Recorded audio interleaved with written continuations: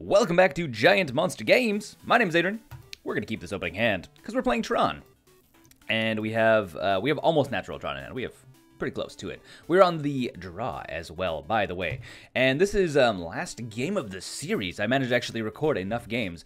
That being said, I totally have been messaging my opponents at this point now saying like, good luck, please don't drop like the last 8 players I've played against.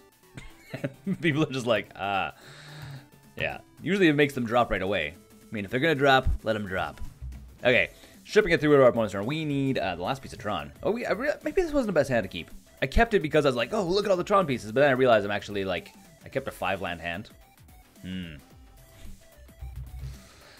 Okay. It looks like we're playing blue-black control again.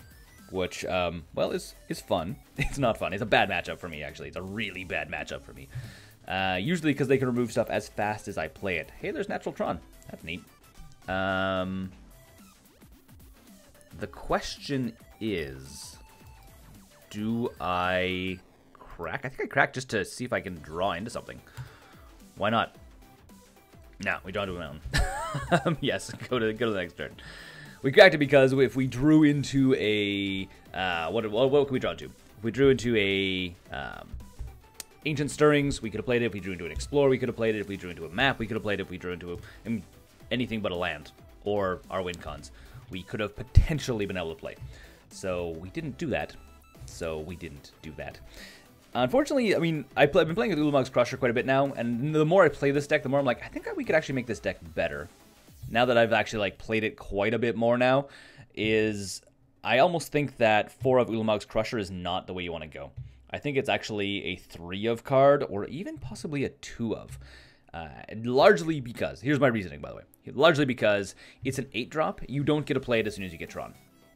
There's lots of ways in this deck to get Tron on turn 3, and you don't get to play this guy on turn 3. You play him on turn 4, or later. So having him as a 4 of means you get him really quick, but usually like can't play him once you have him, and other stuff that you can play right away is usually more relevant. Our opponent is tapped out. So I guess we just go like this, and that's all we can really do, and run into our opponent's turn. I mean, we'll play the Mountain next turn, and then we'll play Crusher. Unless we draw into an Explorer, then we'll play the Forest, and then we'll play whatever after, because then we can actually play another Urza's land. Because I want to play Torch as well. Ulamog's Crusher is going to force him to deal with it, and then he's going to not have mana to deal with the Torch, which is going to be the really funny thing down the road. Okay, swinging for 1, sure. Thanks for swinging. Thanks for coming out. And what do we draw? Do we draw into something amazing? Self-Assembler. Self-Assembler might actually not be bad either. Actually, Self-Assembler might be the better bet. We have, what, 5 here. And then we have 4 if we play one of these guys. Maybe not. Maybe Crusher is the better one. The big thing is, 7 cards in hand, 99% chance he either has a counterspell. We're going to find out.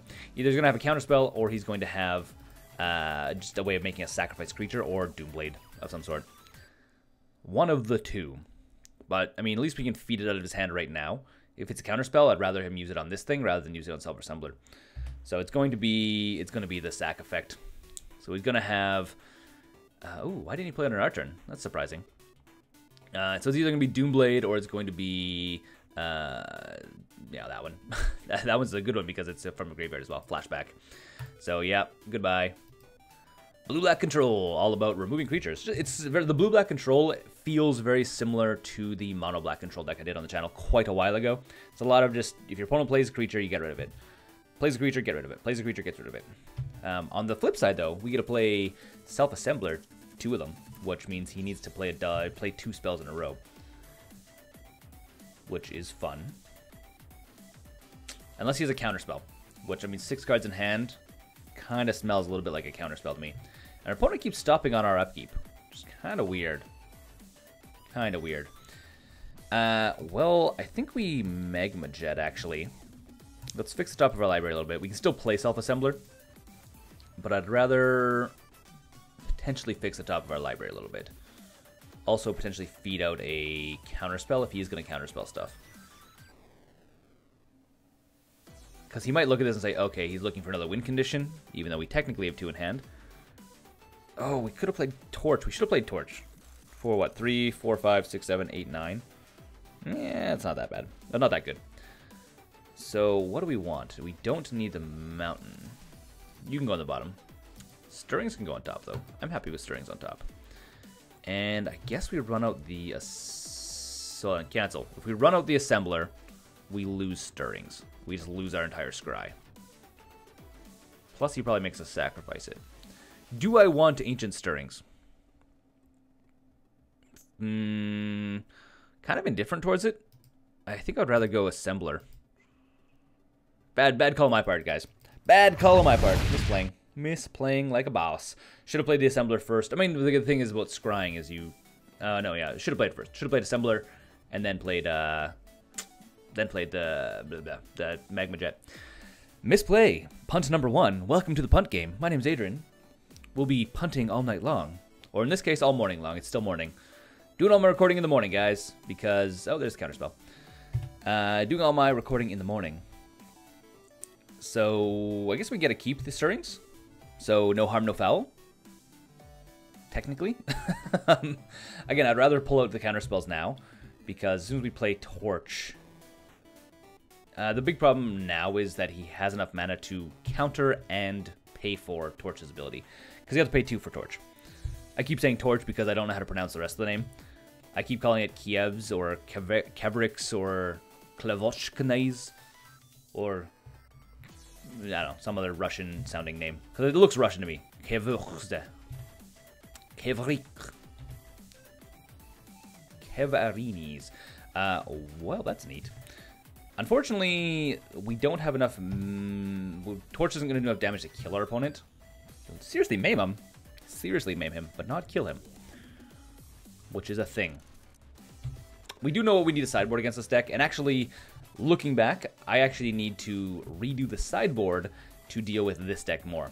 There's a lot of decks out there that I deal with quite well, this not being one of them. And yeah. Yeah. Okay. Going to turn next turn. Going to turn 7 or turn 6 for us, I guess. So opponent stopping on our upkeep. Why? I guess because they have things they could potentially be doing on our upkeep. Like, I'm not sure what. I'm not sure why they'd be stopping on our upkeep. There's the Stirrings we knew we were getting. The Stirrings that we needed, but did we deserve? Here's the question. We can Torch for 3, 4, 5, 6, 7, 8, 9, 10, 11. Pretty fun. Or we can Ancient Stirrings into hopefully some board presence. Unfortunately, we're going to Stirrings into board presence. Because it's a little bit more relevant. The problem with this guy, again, we're going to play him and our opponent is going to make everything go away. I'm going to be the chumping dude anyways. Alright, here we go. Playing this guy out. The thing is, if he swings in with Gurmag Angler before he makes us sack stuff, it just kind of goes away. Which is likely not going to happen. 5 cards in hand, he still has at least 1 creature removal and probably 1 counterspell still. His entire deck, and maybe draw as well. His entire deck has, like, this is the win con. Gurmag Angler is the win con of this deck. So, yeah. And Doomblade? No, not Doomblade. What is he playing? 3 mana? Oh, no, it's just because, oh, another Angler Bolus. Angler? No, it's a Augur? Uger? Uger of Bolus. Sure. Names. Names are difficult. Reading is difficult. Having dyslexia is difficult. Did you know that? Dyslexia is not a very fun thing. Makes reading anything that is not a word that you have seen a bajillion times, not a million, bajillion, really difficult. The opponent's going to dump stuff into the graveyard. It might be Murderous Cut. Might be Murderous Cut. And what goes in the revealed card zone? Disfigure. Disfigure doesn't deal with us. Hold on. Is he legit doesn't have a thing way making us sacrifice this guy? Oh, no. Disfigure... Actually, I don't care. I'm not going to block. Oh, I should have blocked. So I'm not going to block. Should have blocked because you're going to kill this guy either way. He was doing this. This is a bait. This is a bait right here. So it was going to be what? 5. Okay, I should have blocked. I didn't block. Whatever. Whatever. We should be fine. Unless he Doomblades on our turn. Unless he Doomblades on our turn. Which in that case would be less fun for us. The thing is, the other thing about Annihilator is it's on attack. So, we're going to go to combat. We're just going to attack. If he allows us to declare attackers, the Annihilator trigger goes on the stack. So he needs to kill it before we declare attackers. Which means right now. Which means he's not doing that. Sweet. That's fun. I'm okay with that. So he's going to sacrifice 2 things. I guess he doesn't have any removal in hand. Which means we are going to drop down some self-assemblers. Self-assemblers are definitely the good way to go here. So he looks like he's looking at chump blocking here, which is fine. Chump blocking with the Aggro. Merfolk Wizard. Merfolk Wizard takes the damage. And then we go to second main phase. And because he doesn't have creature removal, we are going to play some self-assemblers. Like a bunch of them. Like all of the self-assemblers. By that I mean 2. Unless he has a counterspell. No counterspell. Okay, well, let's go get another one. The answer is yes, please. I would like more self-assemblers. So we have only 2 more in the deck. So, bam bam for green. And we don't have enough to do it again. But we do have another one we can put in our hand, which is fun. It means we have another one technically we can play next turn. So this is late game board presence 101. Fill up your board with giant self-assembling creatures. Very, very fun. Again, I keep thinking this guy here really needs to be... yes, go get this guy. What did he is it sacrifice or exile? Target sacrifices 2 permanents. So he he took the damage. He took... Oh, no! Could have Kiev Torch. Misplay on my part. Mind you, we got board presence. We're not too scared. I didn't realize he actually sacked. I thought he chump blocked with this guy. Not that way. We could have just, like, torched him out. We'll see what he does. He technically had enough mana to counter it. Which he might be sitting on a bunch of... I mean, if he was playing counter spells, he probably would have countered these guys. If we die here, I'm going to be very sad. And I'm going to be like, okay, that was me misplaying. That was my bad. My bad. Really bad. We'll see. We were on the play, though, for this one. So... Oh, yeah, we were on the play. We were on the draw. So... That means if we win... That means we are going to be on the draw again next turn. And then if we lose, we're on the play, which actually gives us a huge advantage. So swinging for 5. I think we just double block. Because he can't kill both of them. Can't kill both of them. Even with the disfigure, he can't kill both of them. He can only kill one. Which is fine. Means he also doesn't have a huge blocker. And we're going to torch his face. So we kind of want him to use up all of his mana. Mind you, he doesn't have that much. I mean, these things here produce 2 mana each, so that's something to keep in mind.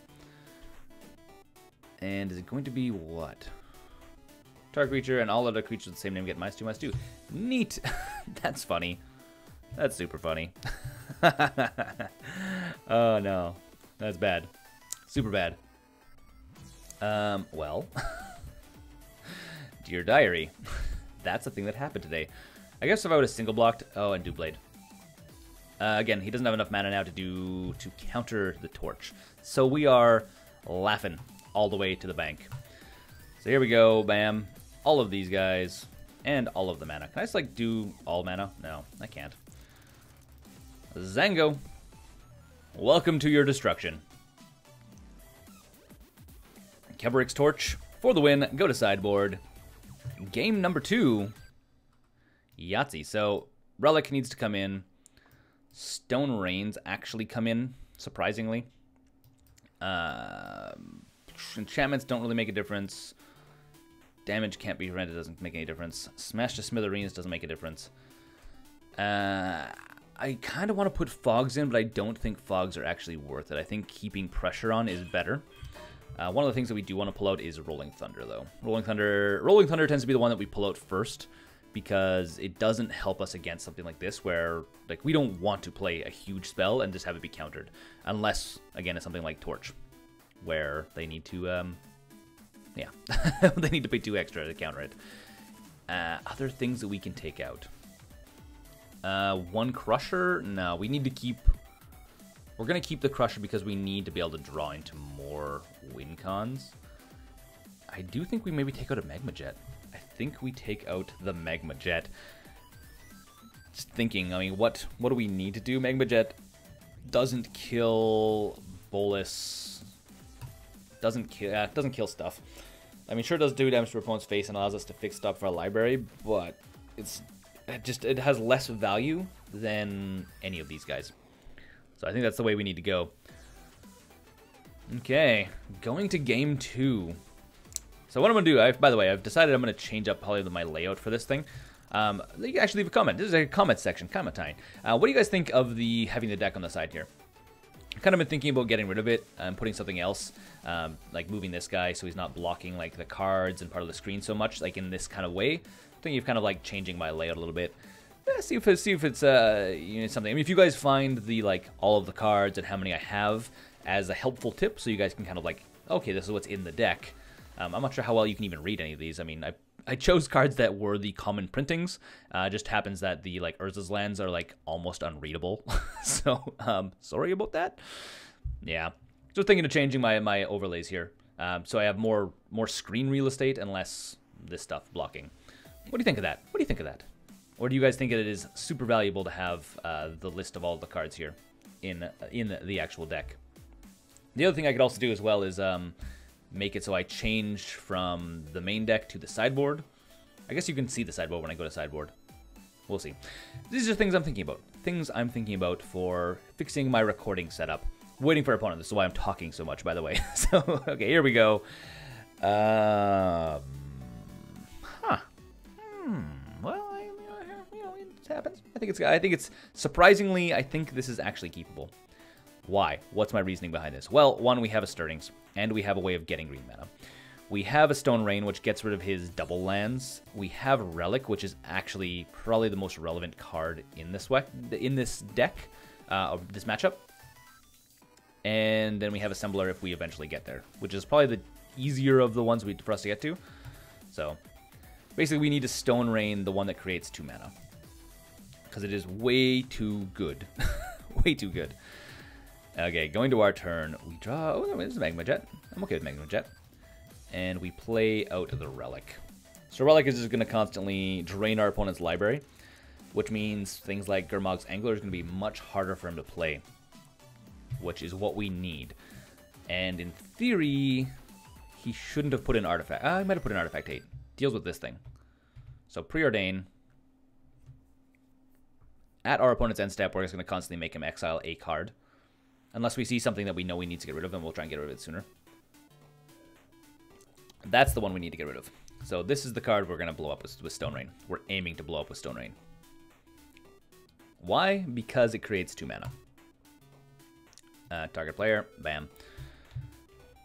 And then we can go to our turn. We can also technically Magma Jet. So we have 2 ways of going here. We can either go Prison, depends what we draw. It really depends what we draw. We draw Bolt. Prism allows us to draw a card. Magma Jet allows us to scry. I think we scry. 2 damage to our opponent's face. Oh, cancel. Need to play our other mountain. I think we're going to go scry. So it's going to be blow this guy up. As in 2 damage to our opponent's face. And then we are going to scry. We need to prioritize a land. Urza's land would be fun. Could be anything. So Sphere can go to the bottom. You go to the top because we want to draw you next turn. And then we ship it to our opponent's turn. So next turn we're going to aim to Stone Rain to blow this guy to slow our opponent down. That's going to be the next major priority we need to do is slowing our opponent down. because things get out of control really fast as soon as he starts getting stuff like this, which is a double land. I mean, this, because Pauper is like, think of Pauper as like 2 turns slower. Everything that you would expect to happen on turn 1, 2 happens on turn like 3, 4 kind of thing.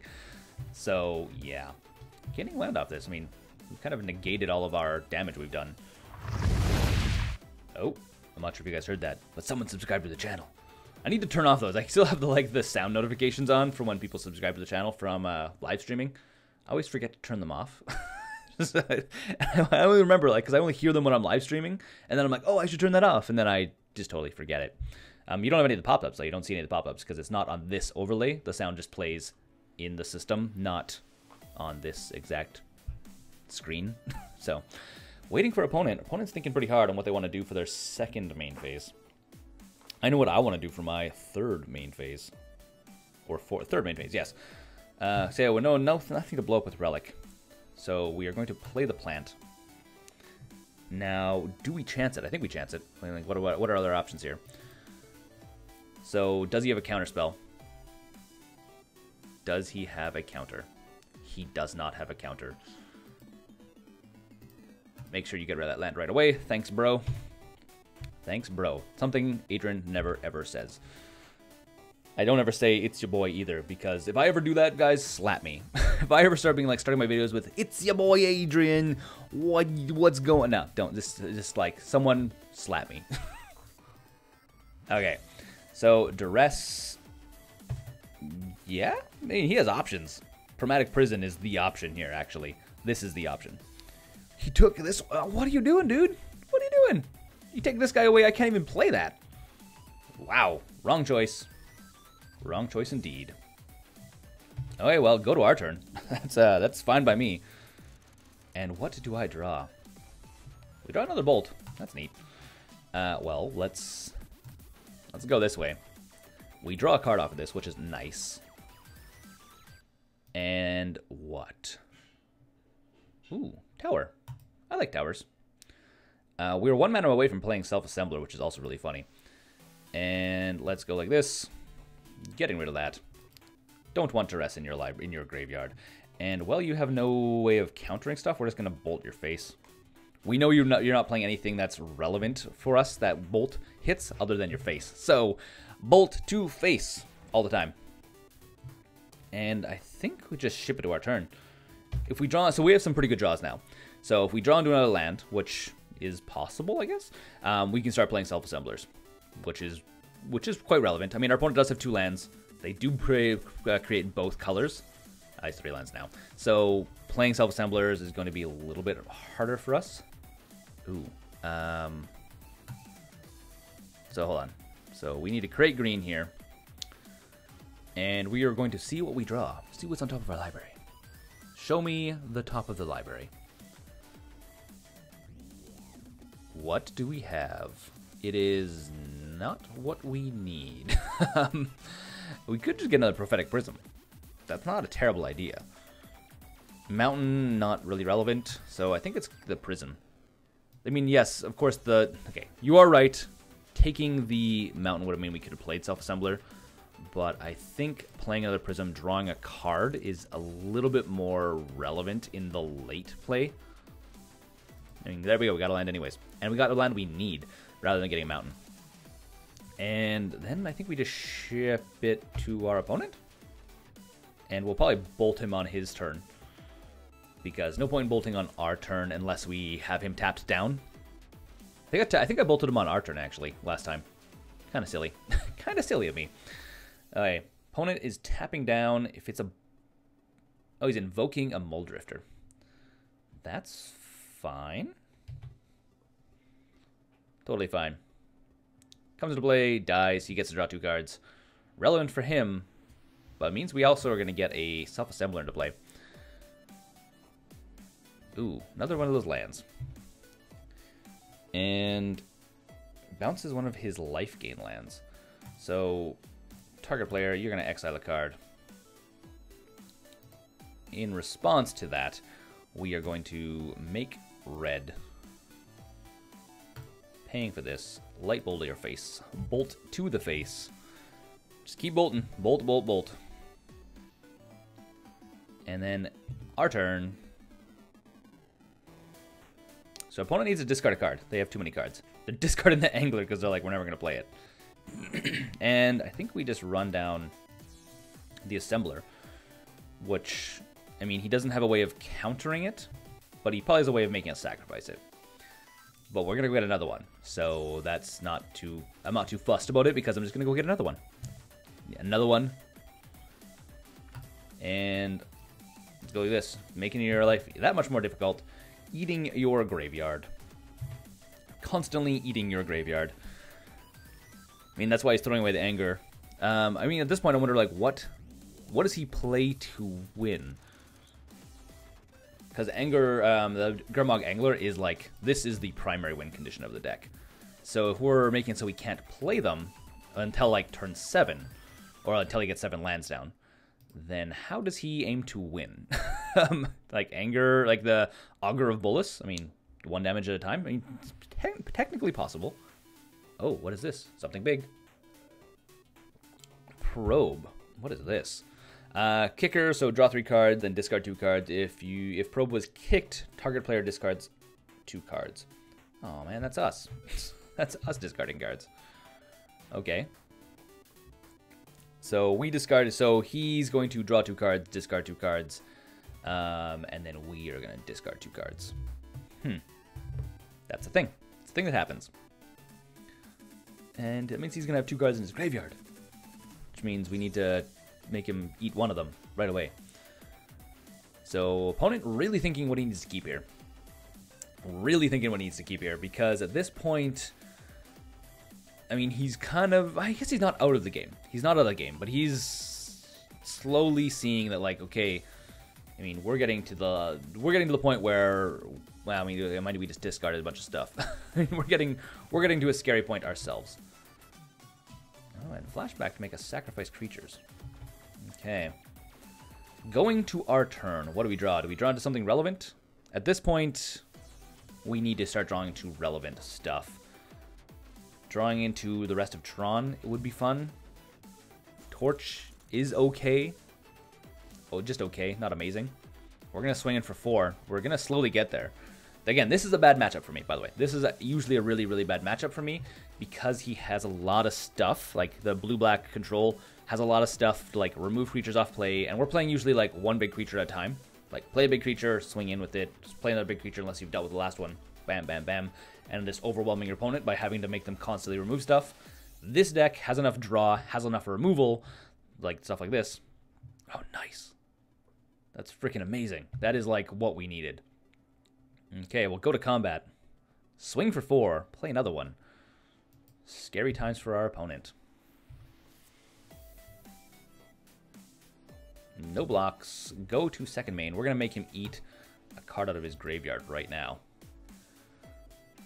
Probably going to be either this guy or the Angler. Yeah, and then we will play this thing. There you go, another self-assembler. And yes, we will go and fetch up the last one in the deck, because I would like to play more 4/4 BD guys. More of them. And then ship it to our opponent's turn. There you go. See what he has to say. I mean, this is now a rough spot for him. Gaining life. Enter the battlefield, gain 2 life, add colorless mana. He needs the amulet. I played against one of these decks at one point that had target player sacks a creature. Yeah. Does he have 2 of these? Or just 1? Does he make a sacrifice both creatures? Looks like the answer is no. But he just top decked that. He probably just peel it off the top of his deck, being like, hey, okay, I can use this right now. And it's a sorcery. That's the only downside of this. It's a sorcery, so not always the funnest. What do we draw? We draw into a mountain. Not really what we want.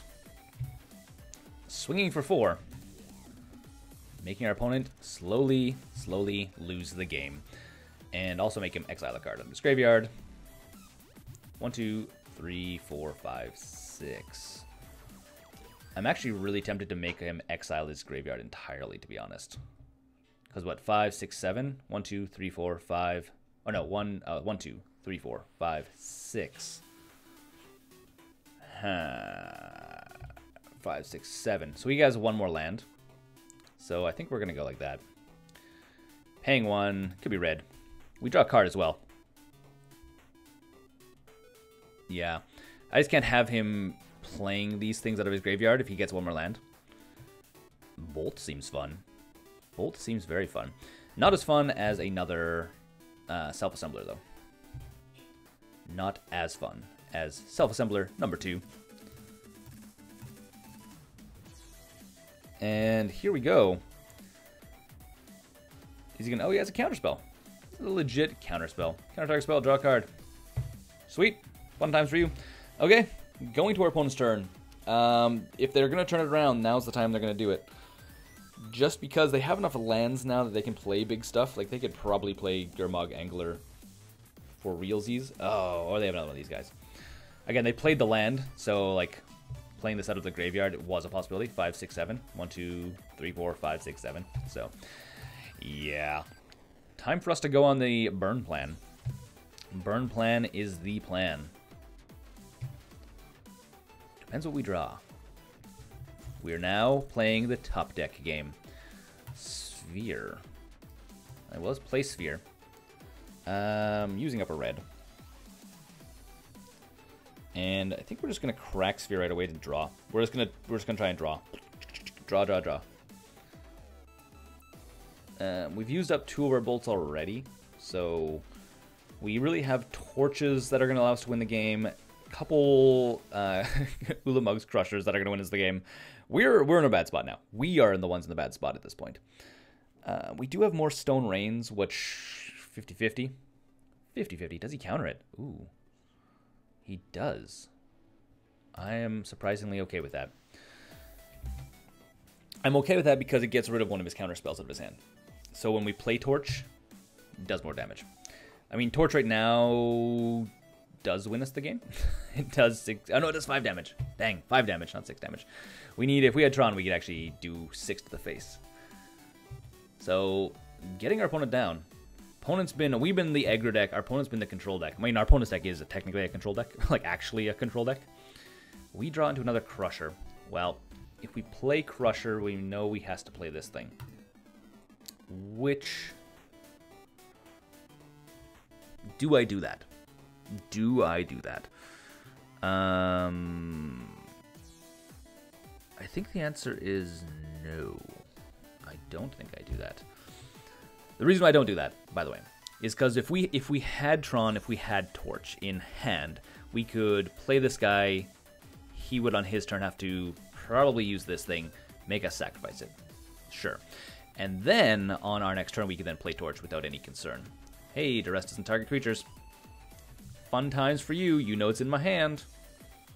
And you lost a card. Fun, fun for you. And what do we draw? Tron? I would like Tron. Tron would make me an excited man right now. I'm not really sure why our opponent keeps stopping on our upkeep. It feels like it just burns his clock. No, we do get another land. Okay, we're going to go for it. And we're going to hedge our bets that we draw into the Torch. Oh, we don't even have enough to play for it. We don't even have enough to play this guy. I thought we did. Turns out we don't. We're 1 land short. Lame. Lamest thing in the entire world. So we need to draw into Tron. So what do we got? So if we draw into mine, we're golden. If we draw into a map, we're in a good spot. If we draw into a Torch, we're in a really good spot. Mind you, our opponent is now drawing cards and getting advantage. So this is their golden spot. Okay, we're going for it. We're playing it. In the assumption that he is going to 4 cards, he could counter it. Could have another counter spell. Mid-game, he probably is holding on to another counter spell. If he's not, then he's going to have to use the Channeler's Edict from his graveyard probably next turn, unless he has another one in hand. Which using the one in hand is usually a worse option, as in if you have one in the graveyard, use the one in the graveyard. But tapping down almost all your mana is actually worse, especially if we draw a Torch.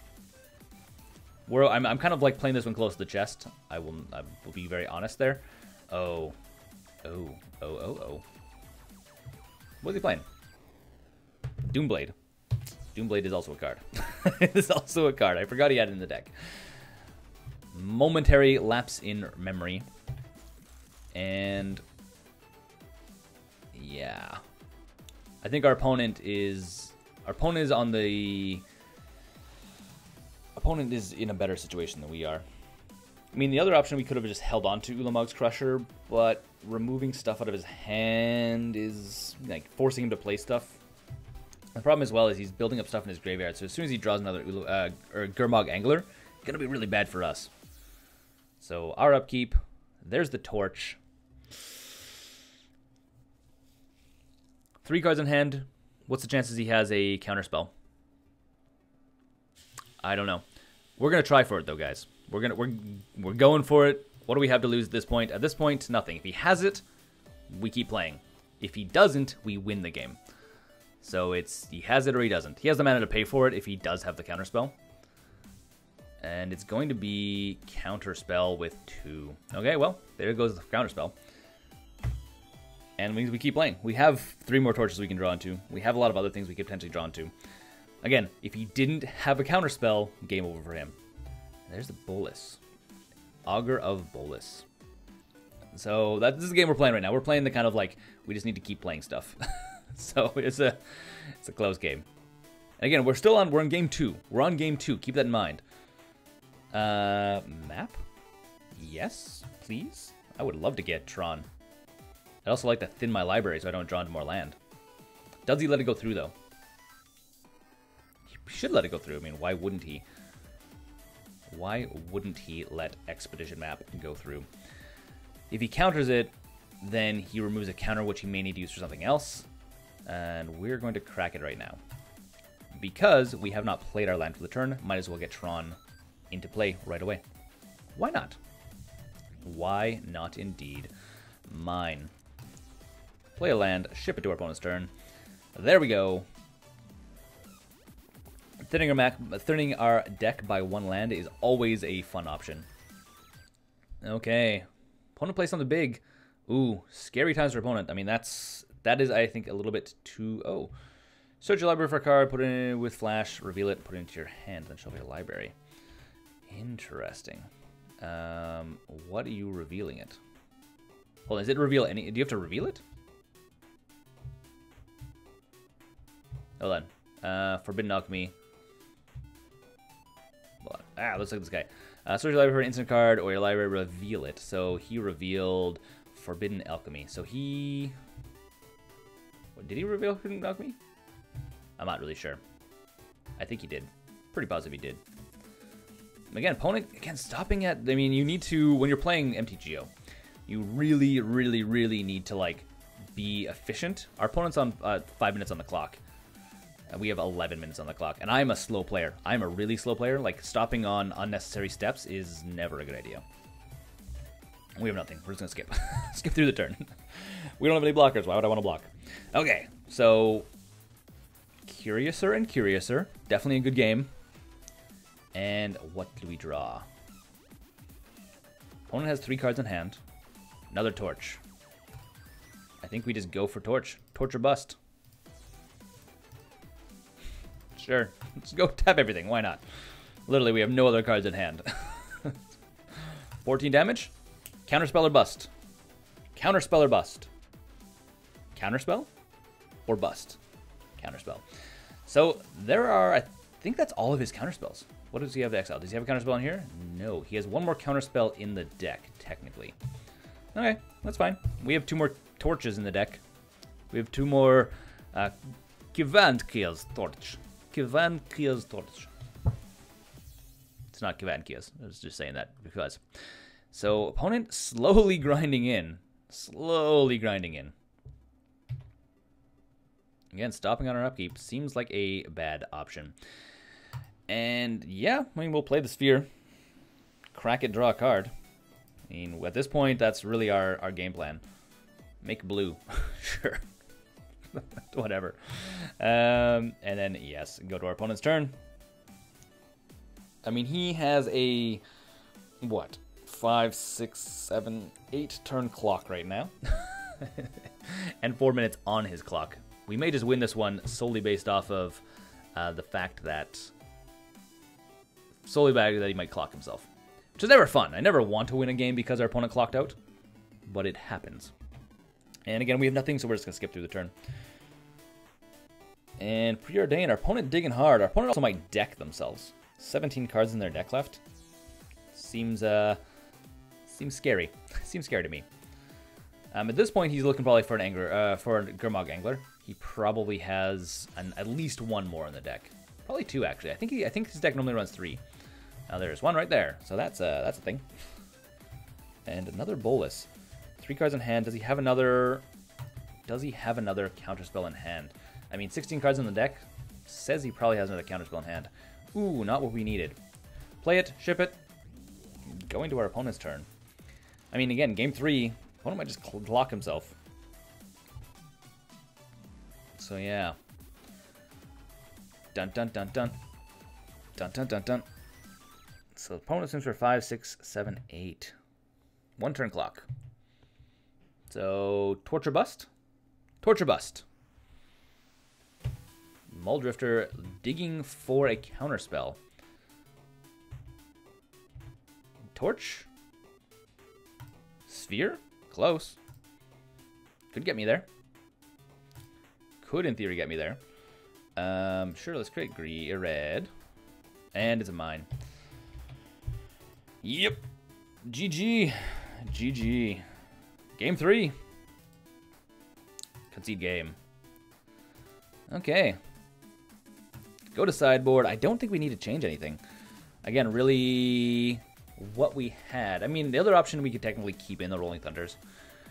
The Crushers I don't think are as good as I thought they were. I think we're going to take 2 of the Crushers out and we're going to put back in the Thunders. Rolling Thunders, that is. Specifically because we can use them to burn stuff away. And I think that's really it. I mean, the other option technically is also put in Fog. So once he gets to the point where he's swinging in with like Gurmag Anglers, it's like, surprise! You don't do damage, but Counterspell is the thing.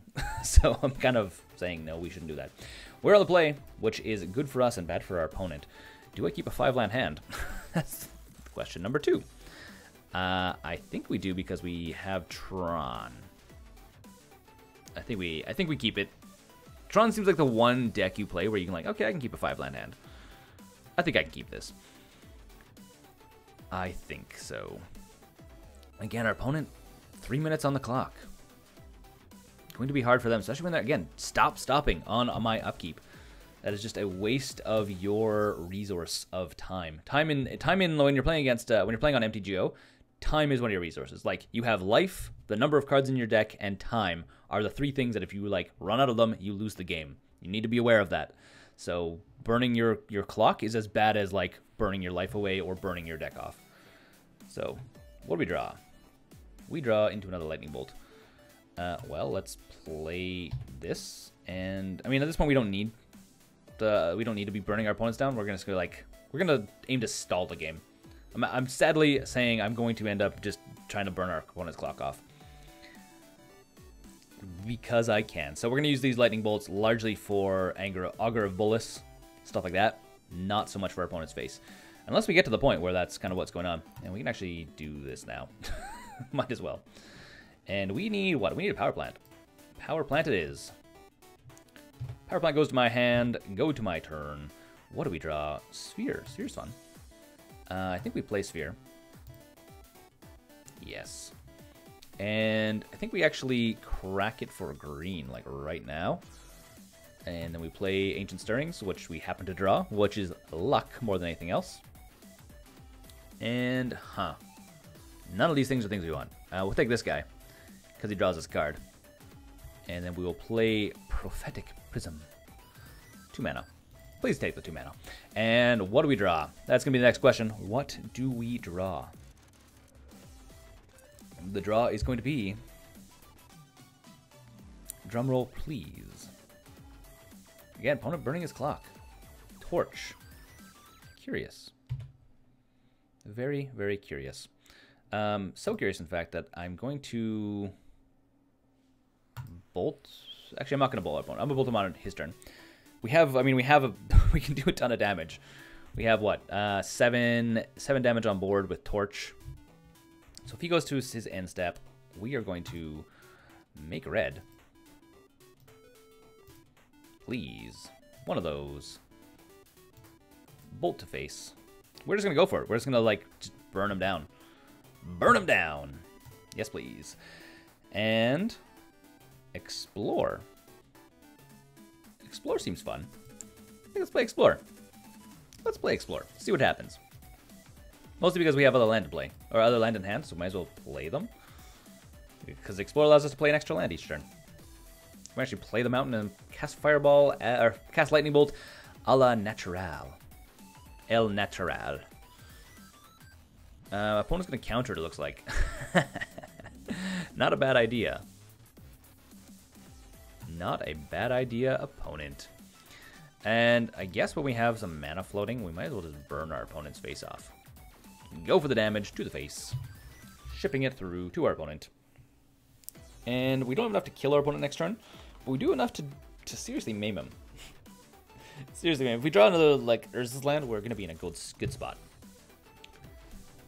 And I'm playing faster. Our opponent is definitely playing faster, but still, he's burnt off half his clock already.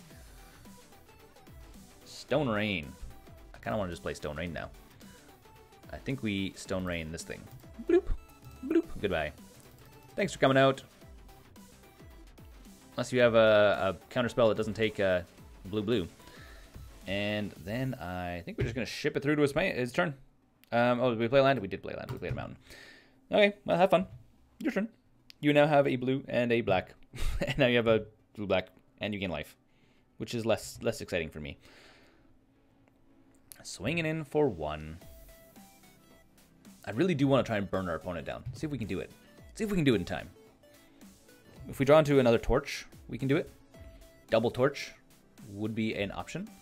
Crusher, also an option. I think we go